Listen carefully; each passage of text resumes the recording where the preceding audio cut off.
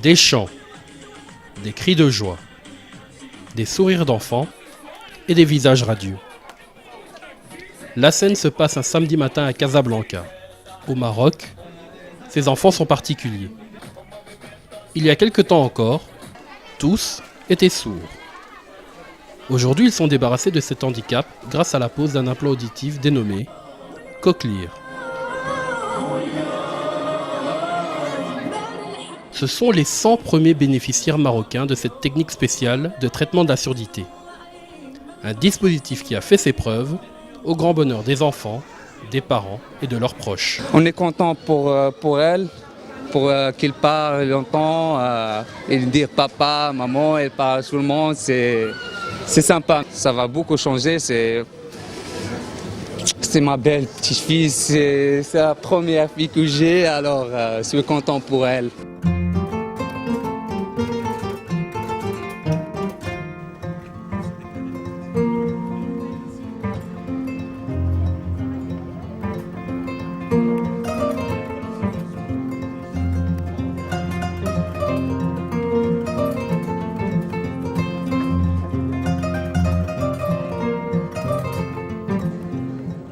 À l'origine de cette rencontre exceptionnelle, il y a le CAC, ou le Casablanca Audition Center, un pôle d'excellence du traitement de la surdité au Maroc. Cette unité spéciale fait partie de l'hôpital Cheikh Khalifa Ibn Zayed de Casablanca, un centre de soins, de perfectionnement et de recherche ultramoderne qui, à peine 2 ans après son inauguration, a déjà conquis ses lettres de noblesse grâce au développement d'une médecine de pointe dans les domaines spécifiques, comme par exemple la lutte contre la surdité. Voilà pourquoi l'hôpital Cheikh Khalifa Ibn Zayed a ouvert ses portes au grand public. Au programme de cette journée, il y avait donc, d'une part, le côté festif avec les enfants et leurs familles, mais d'autre part, il y avait aussi un volet plus académique, avec une série de conférences et de débats sur le thème de la surdité, ainsi qu'une visite des installations hospitalières.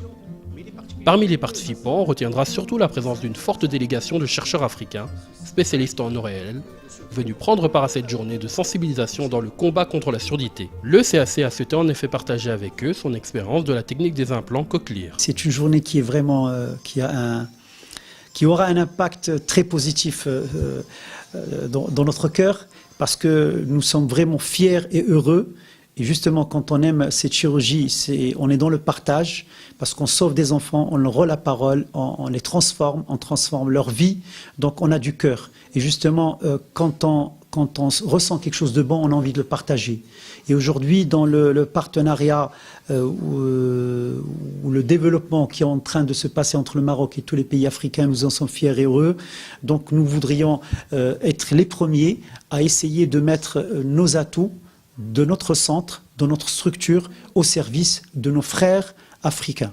Et je suis vraiment honoré par leur présence et nous sommes heureux de pouvoir partager avec eux cette expérience et leur faciliter la difficulté qu'on a traversée durant ces années pour être arrivé à développer et à créer un centre de ce genre.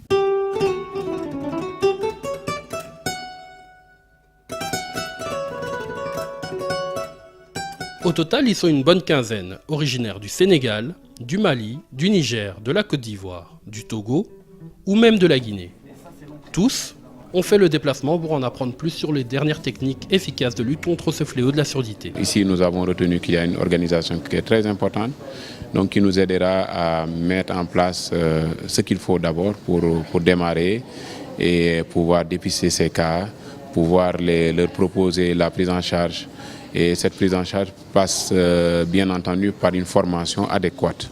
Donc je pense que cette coopération avec le Maroc, donc Sud-Sud, nous permettra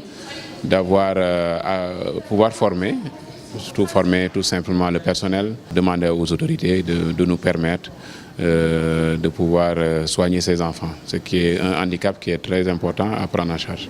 Mais qu'est-ce qui fait le plus défaut? Parce que vous l'avez dit, hein, on ne peut pas nier l'ampleur de ce fléau, ce problème de santé publique, même si on n'a pas toujours les chiffres en Afrique. Il y a des études qui sont en cours, mais les chiffres ne sont pas encore là. S'il y en a pour le Sénégal, vous pouvez nous donner, ou bien peut-être des estimations. Mais je veux dire, qu'est-ce qui fait le plus défaut? C'est la formation, les ressources humaines, il n'y a pas suffisamment de spécialistes ou alors c'est autre chose?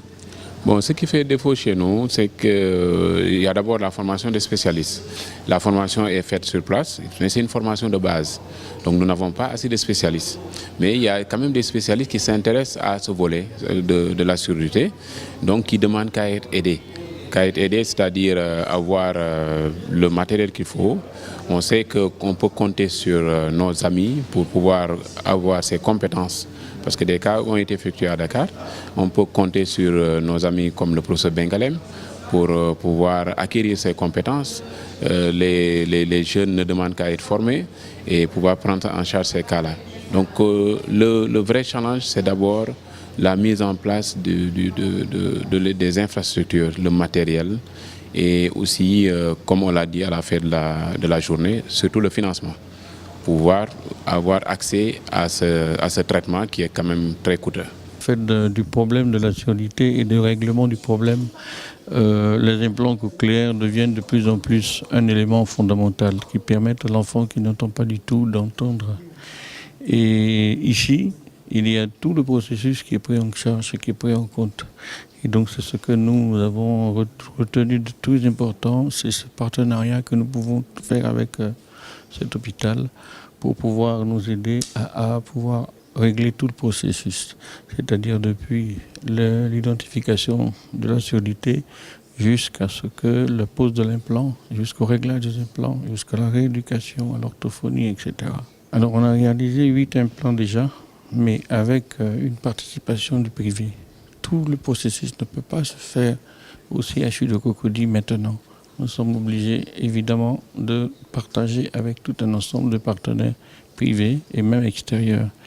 Et ce qui fait que le coût est élevé. Et l'avantage qu'on peut avoir à réaliser l'ensemble du processus dans un hôpital public, c'est d'avoir un coût beaucoup plus bas et avoir plus de patients. Cette journée de sensibilisation s'inscrit donc dans une perspective de créer un réseau de compétences cliniques contre la surdité en Afrique subsaharienne, afin de renforcer les capacités des spécialistes locaux et de promouvoir l'échange d'expériences et faciliter ainsi les avancées en la matière. Après cette visite, je pense que pour le CHU de Cocody, c'est utile que nous envisageons une prise en charge de l'enfant sourd dans notre structure, parce que jusque-là, les implants qui ont été posés, ou alors si vous voulez la prise en charge des enfants, c'est fait à l'extérieur, dans des structures privées. Et on sait tous que la prise en charge dans une structure privée coûte énormément cher et que ces enfants n'ont pas la possibilité, parmi eux certains, de bénéficier de cela. Alors que si nous faisons cet effort de mettre en place une prise en charge au niveau du CHU, je pense que ce serait une bonne expérience, non seulement pour le CHU, pour les médecins, pour le personnel qui y travaille, mais aussi pour les enfants qui vont bénéficier de cette prise en charge. Donc je pense que c'est une opportunité que nous soyons venus ici. Nous avons vu l'expérience de l'hôpital Cheikh Khalifa et c'est une expérience que nous pouvons tenter chez nous. Et quand on voit justement les progrès qui ont été accomplis ici, parce qu'ils viennent aussi de loin, les Marocains, je veux dire, dans la prise de conscience d'abord de la surdité comme d'un fléau de santé publique, où en êtes-vous en Côte d'Ivoire? Est-ce que cette prise de conscience à la fois des spécialistes du monde médical, mais aussi des autorités sanitaires, est-ce qu'elle est là où il y a encore des efforts à faire, et lesquels? Je pense qu'il y a encore beaucoup d'efforts à faire. Parce que aujourd'hui, c'est seulement au niveau du monde médical, donc cela se fait sentir. Et pour le moment, au niveau gouvernemental, il n'y a pas de programme parce qu'on a d'autres priorités. Mais je pense que c'est à nous de faire le plaidoyer auprès de notre gouvernement pour qu'au moins ils puissent se pencher sur le problème. Parce que, comme on l'a vu ici, on a vu que un enfant sourd qui a cette infirmité est non seulement une charge pour sa famille, pour la société tout entière. Donc les conséquences sont énormes. Donc en faisant de telle sorte que l'enfant puisse retrouver l'audition, je pense qu'on résout beaucoup de problèmes parce qu'on fait de lui un citoyen à part entière. Sinon c'est un exclu de la société. Donc voilà, je pense qu'il faut qu'on y réfléchisse, il faut qu'on fasse le plaidoyer pour pouvoir au moins faire une prise en charge au niveau de nos hôpitaux, au niveau public. Ici, nous avons vu le processus, comment ils nous ont dit, ça a mis plus de 10 ans avant d'être mis en place. Et ce dont nous avons besoin actuellement, c'est vraiment un coaching. Ce coaching qui va nous permettre de, je ne peux pas dire sauter certaines étapes ou peut-être les brûler parce que on n'aura pas à réinventer la roue. Les gens qui l'ont déjà fait, surtout que c'est des frères, avec cette coopération sud-sud-là, pourront nous aider vraiment à la faire le plus rapidement possible. Au Cameroun, actuellement, nous avons un peu de, je ne peux pas dire main-d'œuvre, nous avons quand même environ 73 médecins ORL. Ce n'est pas tout. Autour de l'implantologie, nous avons vu environ 7 à 8 spécialités qui doivent donc coordonner et que le chef d'orchestre soit donc le médecin ORL. Donc c'est pour cela, et même ces médecins ORL, il faut un recyclage.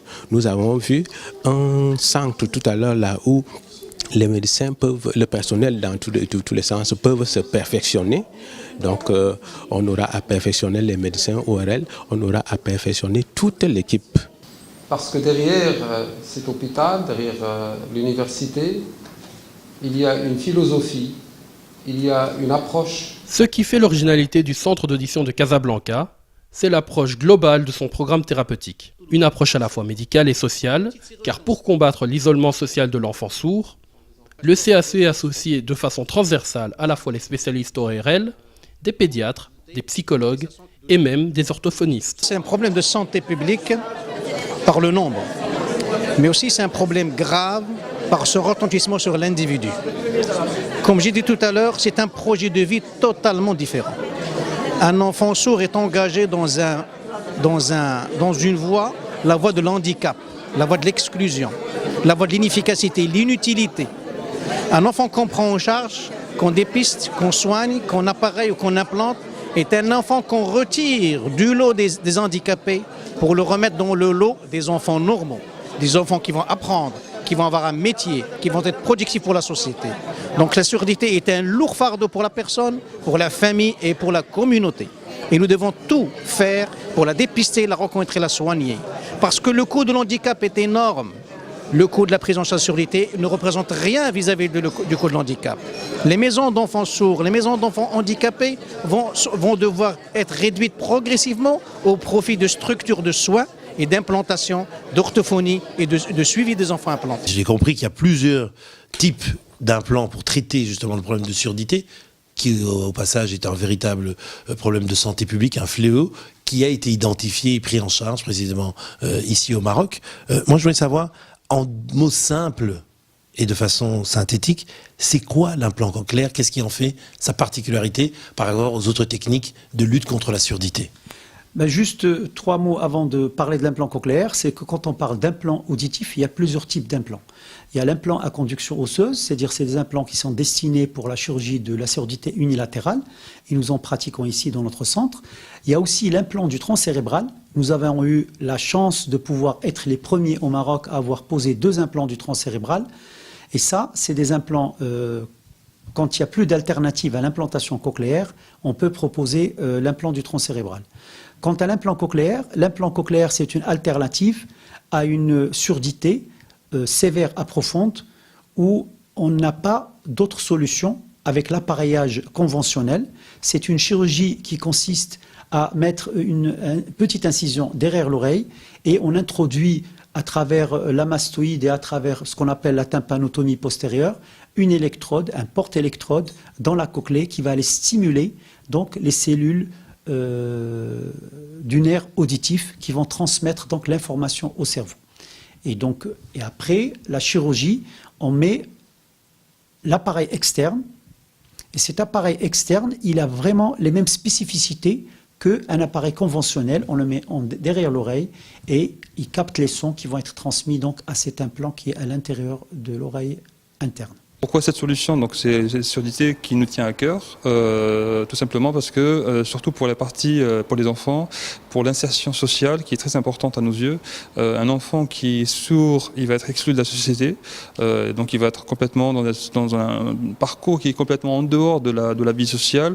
L'implant, qu'est-ce qu'il apporte? Il apporte cette solution et d'intégration de cet enfant à un niveau social, à une école comme tout le monde. Donc, chaque parent aspire à que son enfant soit comme tous les autres enfants. Donc nous offrons cette solution qui paraît être coûteuse, mais pour la société, elle est moins coûteuse qu'un enfant qui n'est pas implanté, qui est laissé à la charge, entre guillemets, si je peux me permettre, de la société, avec des écoles spécialisées d'handicapés. Donc l'implant permet l'insertion dans une école normale et d'avoir une vie normale dans le futur, intégrer une école, une université, avoir un métier demain. Dans le monde, déjà 350 000 personnes bénéficient d'implants cochléaires. En Afrique, la surdité frappe un enfant sur 100 000, selon certaines études. Et près de 80% de sourds vivent dans des pays à faible revenu ou intermédiaire. Voilà pourquoi, à terme, ce réseau panafricain de spécialistes de la surdité sera à l'avant-garde de la lutte contre ce fléau qui frappe près de 300 millions de personnes dans le monde et près de 26 millions sur le continent africain. Les principales causes de la surdité sont soit génétiques, en raison notamment des mariages consanguins, soit virales, en raison des infections comme la méningite, ou alors c'est dû à la toxicité de certains médicaments donnés aux nourrissons. L'Afrique, c'est un continent à 1,2 milliard de personnes. Il faut faire tout ce qui est formation, il faut transmettre les connaissances, comment aborder cette problématique qui est très importante. C'est une problématique de santé publique, tout simplement. L'État doit s'impliquer dans cette problématique-là. Ça doit être dans le cadre des ministères de la Santé. De l'OMS, ils sont très, en ce moment, en fait, l'OMS, elle est très... elle bataille pour mettre en place ce qu'on appelle la couverture universelle, qui est très importante, permettre l'accès aux familles aux soins. Les discussions ont eu lieu en ce moment. Prochainement, on va avoir le sommet à Genève concernant cette prise en charge par le mutuelle universel. J'espère qu'un jour on arrivera, mais bien évidemment, c'est pas un marché proprement dit commercialement parlant, mais je pense qu'on est en train d'aider et d'accompagner à travers la fondation HCK au Maroc, de transmettre les connaissances dans le cadre de coopération, c'est ce qu'on appelle Sud-Sud aujourd'hui. Il va falloir mettre en place des accessoires pour pouvoir procéder à cette chirurgie. Il s'agit de tout ce qui concerne cette situation. Il s'agit des autres spécialités telles que les orthophonistes, les psychologues, les audioprothésistes. L'essentiel n'est pas de mettre en place uniquement l'implant, mais c'est le suivi post-opératoire. Rééduquer l'enfant pour qu'il puisse réintégrer la société, tant sur le plan social que scolaire. Les cas de surdité ayant nécessitant une implantologie sont vraiment, je dirais, nombreux. Alors, mais cette chirurgie, nous ne faisons pas, jusqu'à preuve du contraire, l'implant cochléaire, non. Alors, mais nous avons encore des projets qui ne sont pas encore réalisés, mais qui sont en cours. Nous faisons également la chirurgie de l'oreille, mais cette compétence, du point de vue de la pose de l'implant cochléaire, nous ne maîtrisons pas trop cette technique. Mais il va falloir effectuer des stages à ce propos pour pouvoir avancer dans cette question d'implantologie. Le Casablanca Audition Center, comme vous l'avez dit, est un centre d'excellence, dans la mesure où nous travaillons en équipe, une équipe pluridisciplinaire qui peut prendre en charge la surdité du début jusqu'à la fin. Je m'explique. Du début, c'est-à-dire on fait tout ce qui est dépistage néonatal dans notre structure, qui est une structure où il y a un centre d'accouchement et un centre néonatologique. Donc on prend en charge donc, le dépistage à ce niveau-là. Et une fois que le dépistage est fait et qu'on diagnostique la surdité, donc vient après toute l'étape du bilan, on peut bilanter notre patient. Il y a des pédiatres, il y a des pédopsychiatres, il y a des radiologues, tous sur place, qui peuvent donc bilanter cet enfant. Il y a même une équipe de généticiens qui peuvent donc bilanter cet enfant et poser le diagnostic de la surdité. Une fois ce bilan est fait, l'enfant peut être opéré sur place avec des technologies de dernière pointe, avec un matériel de dernière génération. Et une fois opéré, la prise en charge post-implant qui est lourde, c'est une prise en charge orthophonique. Elle peut être réalisée dans notre centre et même avant même de le prendre en charge sur le plan orthophonique, on peut faire nos propres réglages. L'activation de cet implant peut se faire sur place. Donc c'est une plateforme. Notre force, c'est que cette plateforme est une plateforme sur une même plateforme unique. On peut vraiment être au service de l'enfant sourd ou de l'adulte même, mais nous mettons vraiment notre force et nos soins à l'enfant sourd. Donc c'est ça notre force, et c'est pour ça que nous sommes un centre d'excellence. Par ailleurs, on voit une population assez large à travers le royaume, et on est au service donc de la surdité. Et nous avons une équipe qui est composée de aujourd'hui 9 personnes, 2 médecins, chirurgiens, et les orthophonistes, des psychologues, psychomotriciennes, régleurs, audioprothésistes et infirmières spécialisées dans les explorations. Pour parvenir à de tels succès, le CAC s'appuie sur la synergie efficace mise en œuvre avec tous les autres départements de l'hôpital Cheikh Khalifa Ibn Zayed. Parmi ceux-ci, le laboratoire national de référence joue un rôle primordial. Avec du matériel hyper moderne et une équipe de 60 professionnels de haut niveau, le laboratoire est la pièce maîtresse du dispositif de lutte contre la surdité. C'est ici que se font toutes les analyses médicales très pointues afin de détecter la présence d'une pathologie génétique conduisant à la surdité. Le laboratoire permet ainsi de prévenir, de diagnostiquer et de combattre les maladies de toutes sortes. Pour diagnostiquer des drépanocytoses de manière très précoce, on a installé toute une plateforme technique full automatisée qui est capable de répondre non seulement aux besoins du Maroc, une grande partie de l'Afrique, et également avec partenariat avec notre partenaire Perkin, on a pris cet engagement aux besoins de chez nos partenaires, les aider à l'installer avec un coût énormément réduit.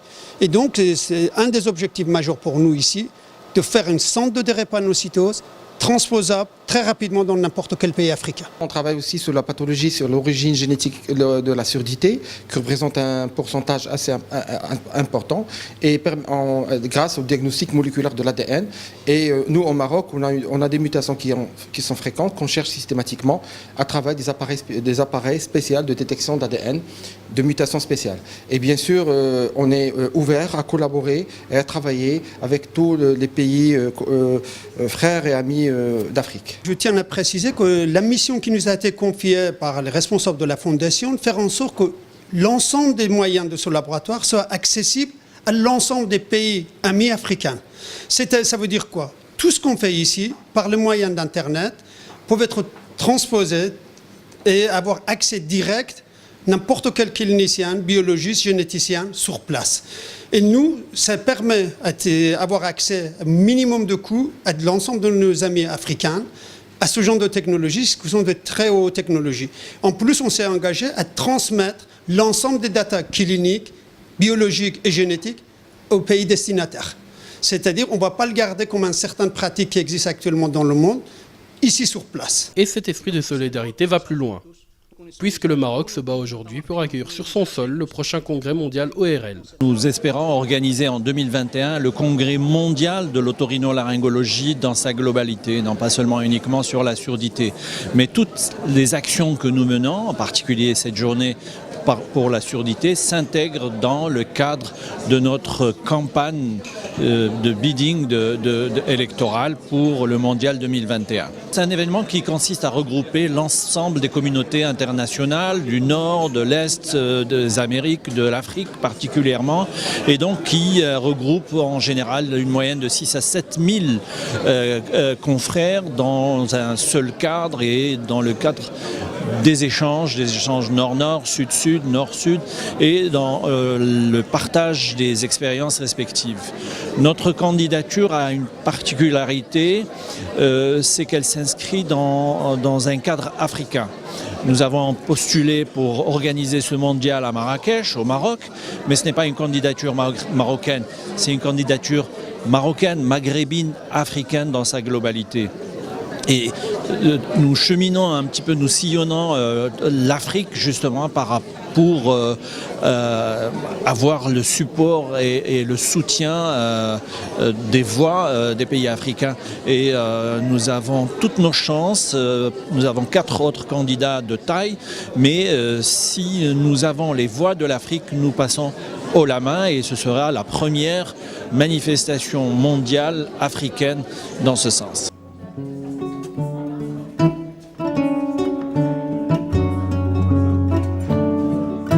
Pour y parvenir, il faut mobiliser tous les acteurs sociaux, les patients, les médecins et les politiques, afin de faire de la lutte contre la surdité une cause africaine et mondiale. Donc on avait des enfants qui, à la fin du parcours du médecin, ce parcours s'est tronqué. Donc il fallait faire un pas de plus. Et le pas du courage, le pas du relevé du défi. Il n'était pas admis qu'un enfant sourd à Paris ou ailleurs soit pris en charge convenablement et celui qui est né à Nouakchott ou à Dakar ne le soit pas.